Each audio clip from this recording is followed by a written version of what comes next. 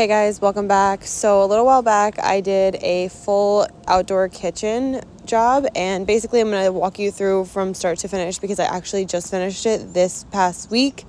Basically everything needed to be in steel or UF because it was going to stay in an outdoor location. So all the boxes are 1900 boxes and the wire that I used was 12-2 UF. They're putting a bunch of stuff out here appliance wise, like a grill, stovetop, refrigerator, cooler, basically all the essentials. So I started out with 5 circuits and I ended up adding a 6th circuit later, but this is what the countertop outlets look like. This was really hard because we had to make sure that the countertop would fit and the outdoor covers would fit because all of this is not being covered, so it's all has to be waterproof protected. So this is what the end result looked like of the day that I wired it. It only took a day. Then I came back a separate day with some extra material and made sure I got all of the countertop outlets all set up. So this is what the end result looked like. And then I obviously had to put in a convenience outlet on the side. Here I'm mounting 2x4s to mount this outdoor junction box because I'm going to go from UF wire to THHN underground into the panel. So this day I was just obviously measuring all that out, cutting the holes, and then dropping the 12 wire in. I pre-labeled everything. You can see on the yellow tape it has like stove written on it, and I wanted to make sure everything was properly labeled, but this was a whole separate day. So everything for the rough-in was done. I was just waiting on the countertop people to put the granite in and all the appliances in, and then I would come back for the final. Overall, this rough-in took a day and a half by myself, and I'm pretty happy with it. So let's see what it took to do the final. I also happened to get these really nice knee pads from Klein Tools, so I'll probably be reviewing those in this video as well. Heavy duty knee pad sleeves, triple layer. Let's see. Put those under my pants. That's what I was gonna try. I was gonna try and put them. I don't think they go over it because they're like really slim. You got your finger down? My pants are too tight for this. Yo, not gonna lie, I don't really feel these. Let's see, ready? Oh, that was not, look. You can see him now. Alright, so on this day, it was me running the THHN with my brother. He was connecting in the inside where the junction box was. He was splicing all the wires, and I was making up the panel. Oh, boy. Want to tell me if you see it? This Milwaukee fish tape, 10 out of 10, recommend. I'm going to link all the products that I use in the comment section below, so that way you can basically click and just order whatever you want. But this fish tape has been a lifesaver. I'll show you why later. The idea with this was to stick the fish tape in and get a measurement for all the wire and then lay it out and get all the wire in groups. I taped everything with different colored tape for different circuits, so that way we didn't get confused on either side and didn't have to do a continuity test later. And that's it. We just rolled everything out. The really cool feature about this Klein Mod Box, if I haven't already showed you, is the fact that you can run THHN off of the reel. And then if you see, I use those little slots to put the THHN runs in so that they didn't get all looped up and jacked up.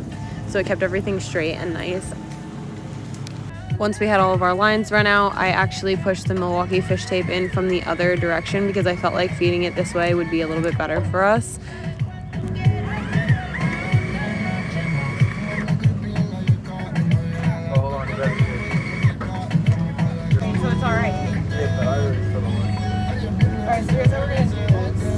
Once the fish tape was all the way through, I tied everything together. I separated the THHN a little bit so that way there wasn't this giant stick of THHN. It kind of got a little bit thicker as we went.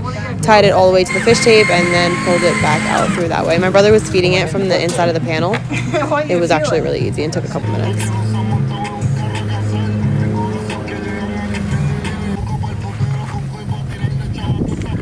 From there, I did the panel side and my brother did the junction box side. He spliced all the wires together, told me which colors he was splicing to what, and then I matched that on the panel side. All of these have to be GFI protected because I didn't put any GFI receptacles in. It's a little bit easier actually to GFI protect the breakers, so that's the way that we did it, and I kind of just copied what my brother said and wrote it down on the panel as we were going through. This is a sub panel, so the neutrals and the grounds are separated. The neutral is on the neutral bars on the sides of the bus bar, and then the ground bar is separate, and I installed it to the left all by itself. That way we had everything separated as per code. Okay, hold on. Yeah, I'm almost done with this one. I sped this part up a lot so that way you kind of could get a view of what I was doing, but I didn't want to spend like 10 minutes on it because that's how long the actual video was. But yeah, this is just me adding all the breakers and tying everything in. Then we got a delivery from Cooper, so I went and grabbed it. We were missing outdoor in use covers and the receptacles we needed, so I got those thankfully on the same day that we needed them. And then, like I said, continued to install all this. It only had 5 circuits at the time. I added a 6th one later, but that one's for the pergola. It's gonna like be like an over the roof. It's gonna be like a roof basically. I don't know how pergola works, but basically they needed electric in there. And then I pulled all these out and I put the panel cover back on, and that's it.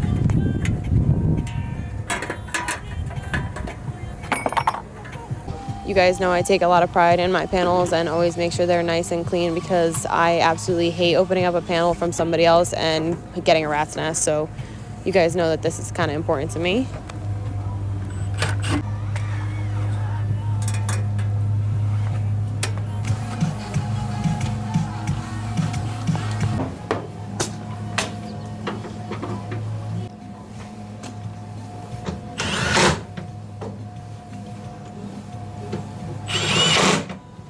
And since the appliances were already installed, I figured I'd show you guys what the inside looked like.